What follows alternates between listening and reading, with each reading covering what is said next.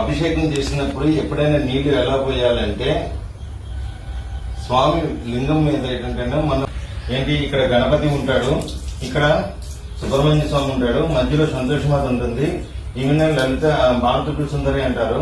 ఈ తర్వాత ఈ చుట్టూరు పార్వతీదేవి ఉంటుంది. తర్వాత శివునికి పోసేటప్పుడు ఎప్పుడైనా సరే చాలా మంది ఇలాగా చెంబుతో పోసేస్తారు, అలా పోయకూడదు. నీళ్ళు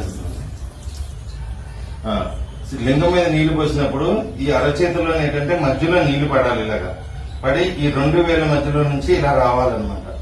వస్తే శివులో ఉన్నటువంటి లింగంలో ఉన్నటువంటి శక్తి మన శరీరంలోకి ప్రవేశిస్తుంది. మెల్లగా పోయాలి నీళ్లు ఇలాగా చక్కగా. ఇలా ఎప్పుడైతే పోస్తామో ఆ శివశక్తి అనేది మనలో ప్రవేశించి చక్కగా మనకు ఆరోగ్యము, ఐశ్వర్యము, ఆనందము, జీవితంలో ప్రశాంతత ఇవన్నీ లభిస్తాయి. మన కోరికలు అన్ని కూడా తీరుతాయి అన్నమాట. శివునికి అభిషేకం చేసే విధానం ఏంటంటే నీళ్ళు ఈ విధంగా పోయాలి, ఎలా పడితే అలా పోసేయకూడదు. నీళ్ళని చక్కగా ఈ విధంగా అభిషేకం చేస్తే స్వామి సంతుష్టుడయ్యి మనకు పరిపూర్ణమైనటువంటి శివ అనుగ్రహం లభిస్తుంది అనమాట.